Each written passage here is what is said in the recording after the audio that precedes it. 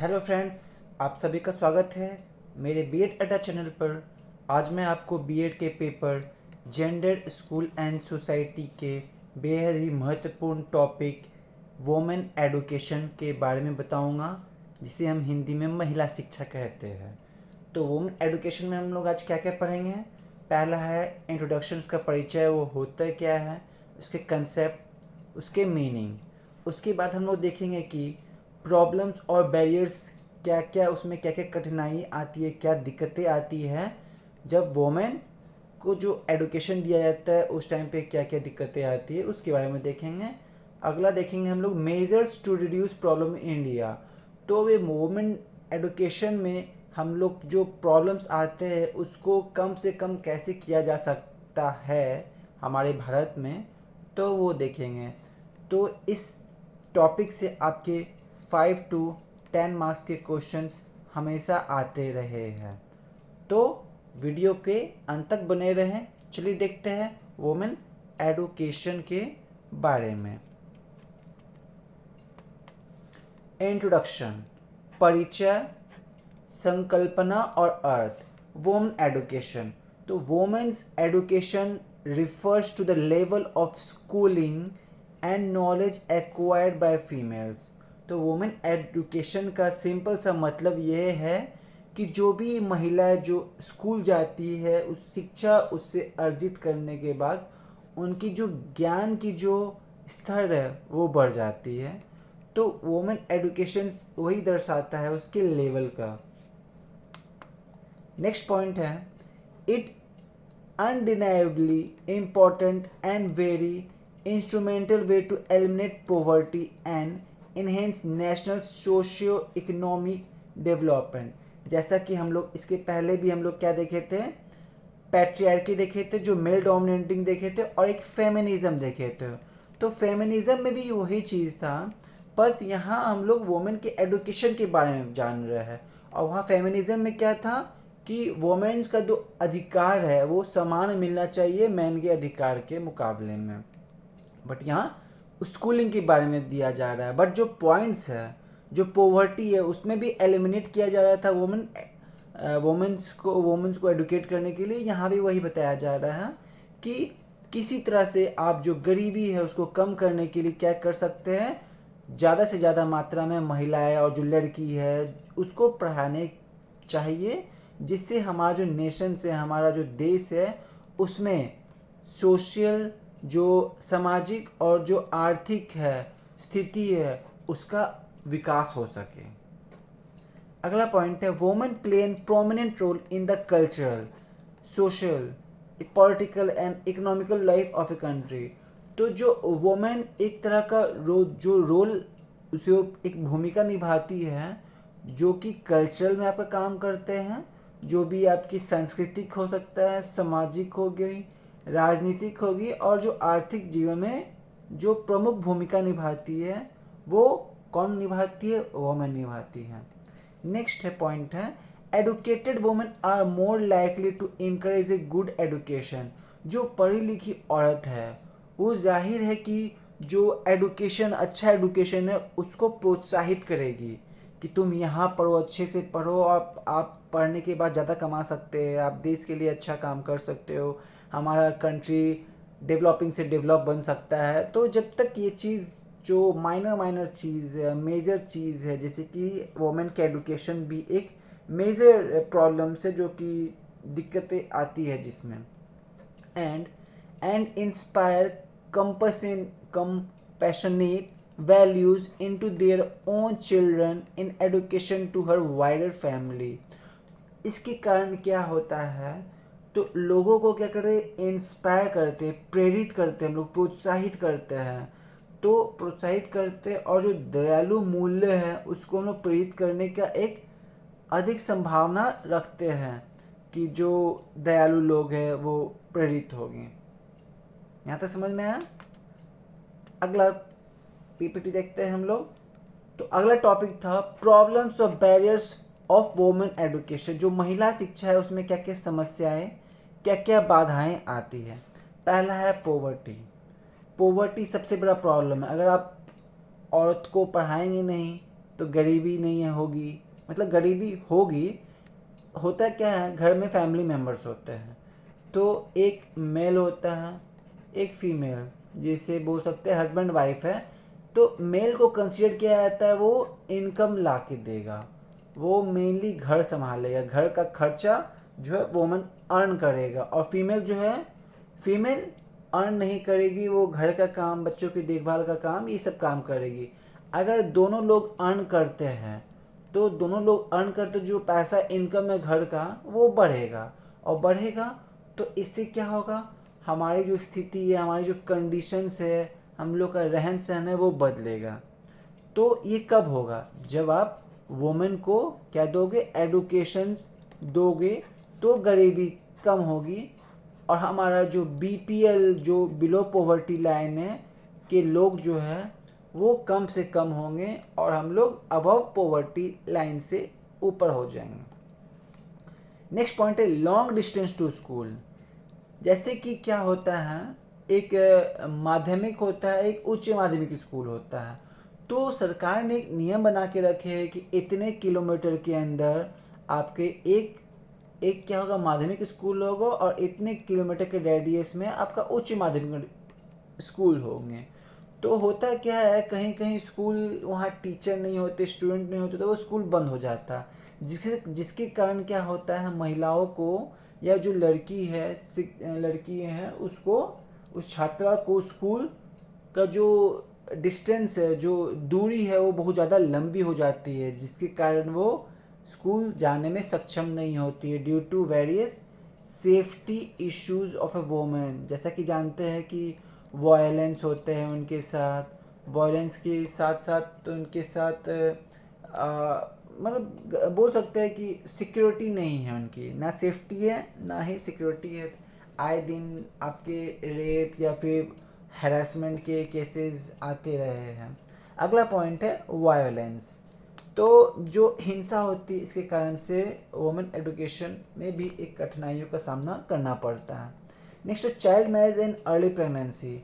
जैसा कि जानते हैं आज भी बहुत सारे रूरल एरियाज़ में जो बच्चे हैं, बच्चों की शादी बचपन में ही कर दी जाती है ना, उनका 18 साल फीमेल का और मैन का जो 21 साल है, इसका वेट ना करते हुए इलीगली वो लोग क्या कर लेते हैं, वो मैरिज कर लेते हैं, वो लोग शादी करवा दी जाते हैं बच्चों का, जिसके कारण जो लड़की है उसका एडुकेशन जो है, उसका एडुकेशन बचपन में ही ख़त्म हो जाता है, और वो पढ़ नहीं पाती है, और वो इस एज से भी कम, 18 साल से कम में ही उसका बॉडी जो है वो प्रेग्नेंट हो जाती है।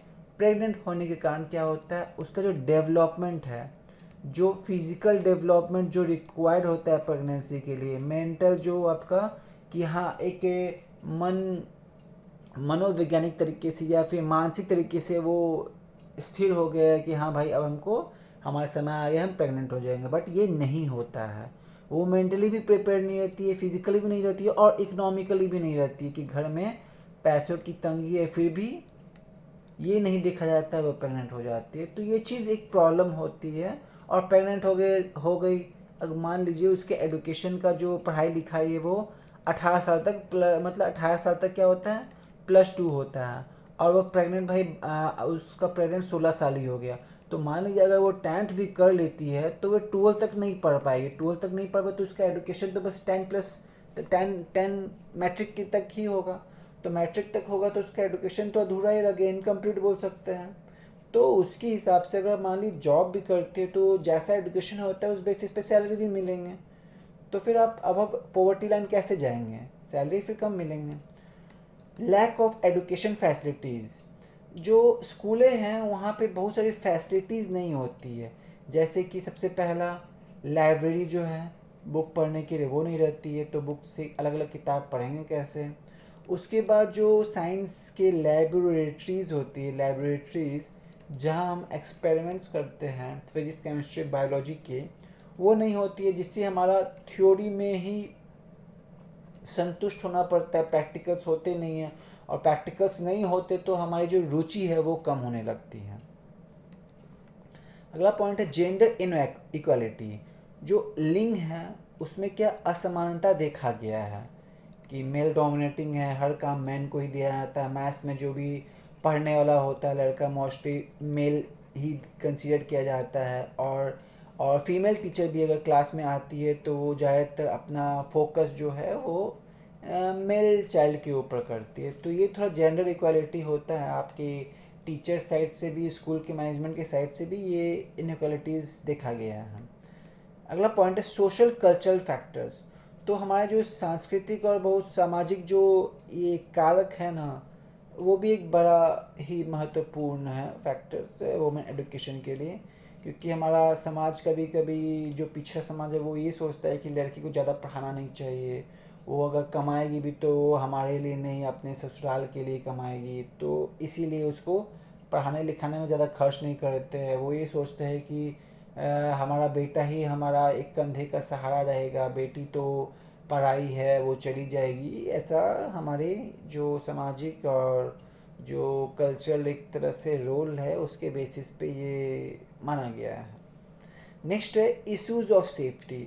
जो सुरक्षा का एक मुद्दा है फीमेल को लेके, वो ज़्यादा ही एक बोल सकते हैं बहुत बड़ा मेजर रोल रहा है आपके बैरियर है वुमेन एडुकेशन में। क्योंकि अगर सेफ्टी ही नहीं रहेगी, मान लीजिए अगर आप कंप्लेन भी करते कि स्कूल में कुछ लड़के बॉयज़ जो है वो परेशान कर रहे हैं, तो पेरेंट्स भी सोचते हैं कि भाई अगर ऐसा है तो भाई इसका एडुकेशन ही बंद करवाते, जिस कारण से सेफ्टी के कारण से वो उसका एडुकेशन वहीं तक समाप्त कर लेते हैं।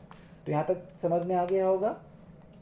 अब इसको डिटेल में देखते हैं, ठीक है, मैंने समझा भी दिया डिटेल में, अब थोड़ा देख लेते हैं विस्तार से, और क्योंकि आपको इसको लिखना भी है, ये 10 मार्क्स में भी क्वेश्चन आते हैं। तो पॉइंट बाय पॉइंट देखते हैं।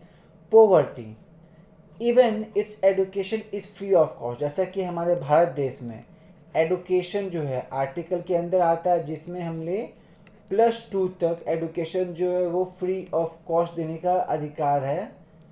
Uniform and other supplies that make the education इनएसेसिबल। तो जो यूनिफॉर्म आप सप्लाई कर रहे हैं, आप एडुकेशन फ्री में दे रहे हैं, फिर भी जो हमारा एडुकेशन का जो सप्लाईज है वो पूरी तरह से हमारे तक पहुंच नहीं पा रहा है और अपूर्ति टाइप की शिक्षा हो रही है, जिसके कारण ये पोवर्टी एक बड़ा ही मेजर रोल रहा है।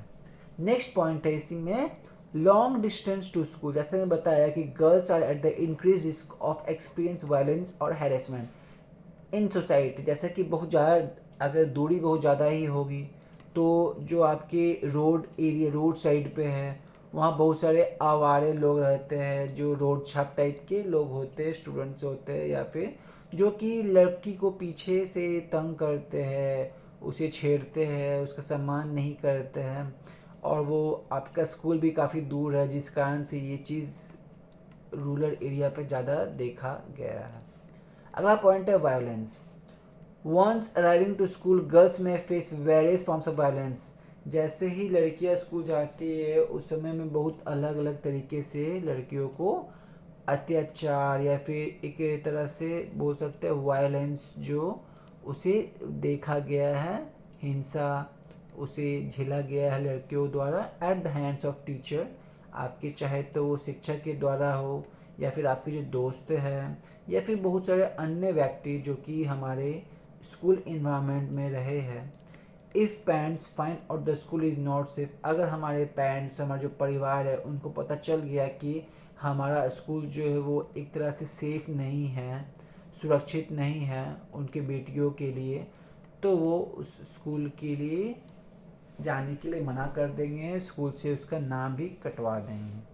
तो ये 3 पॉइंट है इसके। अब अगला पॉइंट देखते हैं child marriage and early pregnancy.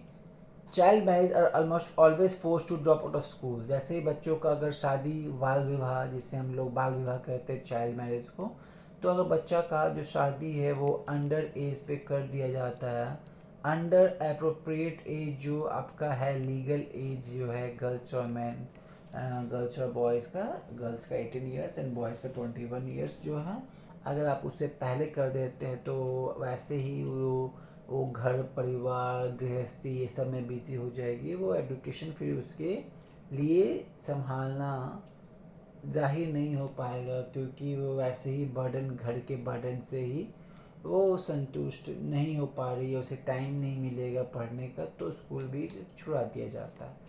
Issue of safety, some parents feel that the daughter are not safe in school due to some incidents happened in the society. जैसा कि होता क्या है, उस सोसाइटी में जो भी स्कूल्स होते हैं वहाँ किसी कारणवश उस स्कूल में गर्ल्स को लेकर सेफ्टी जो है, सेफ्टी गर्ल्स को लेकर जो सेफ्टी का अभाव रहा है, उसमें बहुत सारे पहले भी घटनाएं होती रही है, तो वहाँ पे क्या होगा, वो स्कूल अपने बेटी को जाने नहीं देंगे।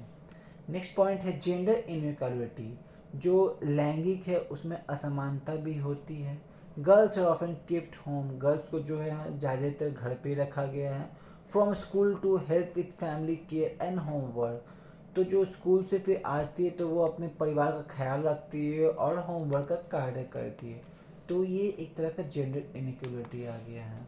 नेक्स्ट पॉइंट आपका देखते हैं सोशियो कल्चरल फैक्टर्स, हमारे सामाजिक सांस्कृतिक जो कारक है। In some societies and cultures girls are not allowed to go out of the houses और टेक एडुकेशन। तो बहुत सारे हमारे रूरल या फिर पिछड़ी जो जाति के लोग हैं या पूर्वज जो भी हमारे भारतवर्ष में हैं, तो वहाँ क्या होता है, जो लड़की है वहाँ की जो संस्कृति है या फिर वहाँ जो सामाजिक व्यवस्था बनाई हुई है, उसमें लड़कियों को घर से बाहर निकलने की अनुमति नहीं है, चाहे वो पढ़ाई के लिए हो या फिर किसी और कार्य के लिए हो, तो वो घर से बाहर पढ़ने के लिए नहीं जा सकती है। तो ये एक तरह का सामाजिक और सांस्कृतिक कारक रहा है। तो हमारा टॉपिक ये बैरियर्स ऑफ वुमेन एडुकेशन देख लिए हम लोगों ने। उसके बाद देखते हैं मेजर्स टू रिड्यूस, क्या क्या तरीका है जिस उपाय से हम समस्या को कम से कम कर सकें। तो पहला पॉइंट है क्रिएटिंग अवेयरनेस अमॉन्ग पेरेंट्स। तो जो घर के जो आपके फादर, घर के फादर और मदर जो है, उसको हम लोग को जागरूक, उसमें जागरूकता लानी होगी, उसमें जागरूकता पैदा करनी होगी कि एडुकेशन से हमारे देश को क्या फ़ायदा है, आपको क्या फ़ायदा है, स्कूल को क्या फ़ायदा है, उनकी ग्रोथ के लिए विकास क्या हो सकती है। तो in India mostly people belongs to rural areas, जैसा कि हम जानते हैं कि जो हमारे इंडिया का, भारत के जो लोग हैं वो ज़्यादातर गांव एरिया से, गांव के इलाकों से आते हैं। And there illiterate and unaware about the value of education, एक तो वो अनपढ़ होते हैं और उन्हें ये पता ही नहीं होता है कि हमारा जो शिक्षा है उसका कितना ही महत्वपूर्ण एक कार्य रहा है। So by creating awareness among them this problem can be remove. अगर हम लोगों को जागरूक करेंगे कि एडुकेशन हमारे जीवन में काफ़ी महत्वपूर्ण रोल रहा है, उस केस में क्या होगा, ये प्रॉब्लम जो है आपका, क्या प्रॉब्लम है, वुमेन एडुकेशन जो प्रॉब्लम है वो हमारे भारत में कम हो जाएगा। अगला पॉइंट है change the mindset of the parent. जो माता पिता होते हैं उनकी मानसिकता को, जो उनकी मानसिकता है उसे बदलना होगा। There is a need to change the mindset of the society, जो हमारे समाज है उनकी जो सोच है, मानसिकता है, उसे बदलना होगा। The girl child is a child first and then a girl, जो लड़की बच्ची है वो पहले बच्ची पहले है, उसके बाद वो लड़की है। तो ये पॉइंट भी काफ़ी इम्पोर्टेंट है। अगला पॉइंट है इसी में, treat the girl children with respect, जो भी महिलाएं बच्ची है उसे इज्जत दे, उसको प्यार करे, ठीक है, उसको सम्मान दे, उसको स्नेह से पेश आए उसके साथ। Give her a safe and healthy environment, उसे एक सुरक्षित, एक स्वस्थ वातावरण दे। People should provide equal opportunities to the girls so that they can progress. तो जो पीपल हैं उसको इक्वल, एक तरह से समान अपॉर्चुनिटीज़ देनी होगी, अवसर देनी होगी लड़कियों को, जिसके कारण उनका क्या होगा, विकास हो सकेगा। अगला पॉइंट है stop child marriage and sexual harassment. तो जो चाइल्ड मैरिज है, बच्चों को जो विवाह कर दिया जाता है कम वर्ष में, उसको ख़त्म करना होगा। और जो एक तरह से लिंग उत्पीड़न है, लड़कियों को जो यौन उत्पीड़ना देते हैं, उसको भी रोकना पड़ेगा। If you want girls to complete her education specially school education we need to stop child marriage. अगर हम लोग को वुमेन एजुकेशन जो है वो देना होगा, उसकी पढ़ाई लिखाई ख़त्म करवानी होगी, तो हमें we need to stop child marriage, जो लड़कियों का जो बाल विवाह हो जाता है उसे रोकना पड़ेगा। Insecurity is one of the reason parents marrying there daughter early. तो जो हमारी इनसिक्योरिटी जो है, हमारी असुरक्षा लहजे से जो कारण है पेरेंट्स का, वो यही रहा है कि जो बच्चे हैं उनकी शादी पहले ही करा दी जाए। तो 3 पॉइंट समझ में आ गया। अब अगला पॉइंट देखते हैं। इसी में पहला पॉइंट था, so in order to stop sexual harassment against girl we need to provide safety and security to girls and spread awareness regarding sexual harassment among parents. तो अगर इसे सेक्सुअल हैरेसमेंट जो यौन उत्पीड़ना होती है महिला के अगेंस्ट में, तो उसके लिए हमें क्या प्रोवाइड करना होगा, एक सेफ्टी और सिक्योरिटी देना होगा लड़कियों को, कि वो जो अवेयरनेस है उसे हर जगह से, जो हम लोग जागरूकता है उसको हर दिशा में फैलाना होगा regarding sexual harassment among parent. जो यौन उत्पीड़न होती है उसके बारे में उन्हें जागरूक फैलाने की आवश्यकता होगी। इम्प्रूव एजुकेशनल सिस्टम, जो हमारी शिक्षा प्रणाली में सुधार होने चाहिए। Education is the tool which is helpful in removing the problems of girls. जो एजुकेशन, जो शिक्षा है, ये एक तरह का साधन है जो कि बेहद ही महत्वपूर्ण है। किसमें महत्वपूर्ण है? जो लड़कियों के लिए कठिनाई रहा है तो उसको पूरी तरह से ख़त्म कर दिया जा सके। While construction the curriculum the needs of girls also consider. तो जो भी कार्यक्रम, जो पाठ्यक्रम बनाए जाते हैं, उसे हर एंगल से गर्ल्स को कंसीडर्ड इंक्लूड किया जाना चाहिए।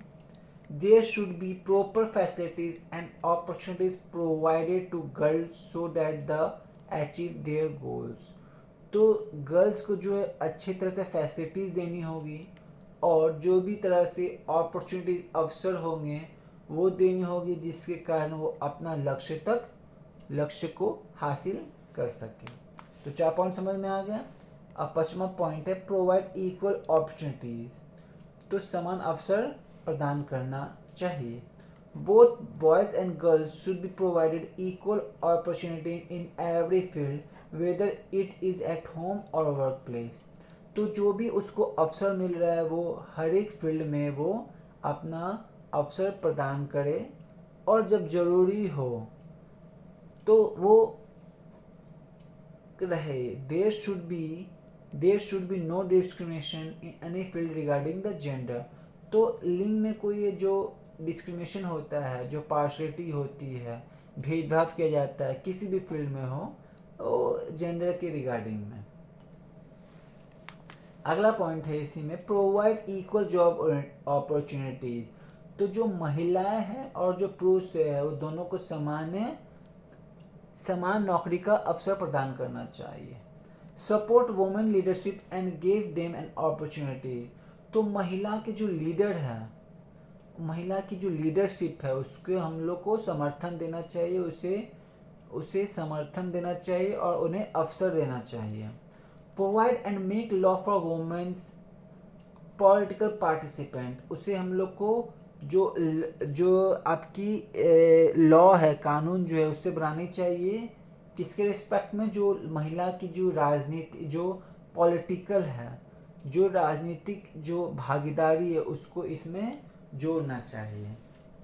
देखिए 8 पॉइंट हो गया, समझ में आ गया यहाँ तक। अब 9 पॉइंट है, मेक लॉ अगेंस्ट वायलेंस। तो जो आपकी हिंसा है उसके अगेंस्ट में लॉ आनी चाहिए। स्टॉप डोरी सिस्टम, जो दहेज प्रथा आपके यूपी, बिहार और झारखंड, ये सब में डोरी सिस्टम चलती है, दहेज प्रथा चलती आ रही है, उसे ख़त्म करना होगा। Stop girl child murder in womb and make strict laws. तो जो महिलाएं हैं वो वोमेन चाइल्ड को बर्थ से पहले उसके परिवार वालों ने उसे मार देते हैं वॉम में ही जो बच्चे होते हैं। इसे हम लोग वोमेन फीटिसाइड भी कहते हैं, जिसके कारण हमारा जो सेक्स रेशियो जो है आपका मेल ओवर 1000 फीमेल वो घट जाएगा, जिसके कारण जो इक्वलिटी है आपका मेल एंड फीमेल में वो अनइक्वल हो जाएगा। Make laws for rape, acid attack, trafficking, honour killing. एक तरह से कानून लाना चाहिए किसके अगेंस्ट में, रेप के, जो भी एसिड जो आपका एसिड से अटैक हमला किया जाता हो, या फिर ह्यूमन ट्रैफिकिंग हो, या फिर हॉनर किलिंग हो, उस केस में आपको क्या होगा, एक कानून बनाना होगा। यहाँ तक समझ में आ गया। तो आज का लेक्चर यहीं समाप्त होता है। अगर आपको वीडियो अच्छा लगे तो कृपया करना ना भूलें। अगर आप कोई लेक्चर पे कोई वीडियो चाहते हैं तो वो टॉपिक आप कमेंट के माध्यम से हमें बता सकते हैं। अगर आपने वीडियो सब्सक्राइब नहीं किया है तो कृपया करके सब्सक्राइब कर लें और अपने दोस्तों के साथ शेयर करें। Thank you.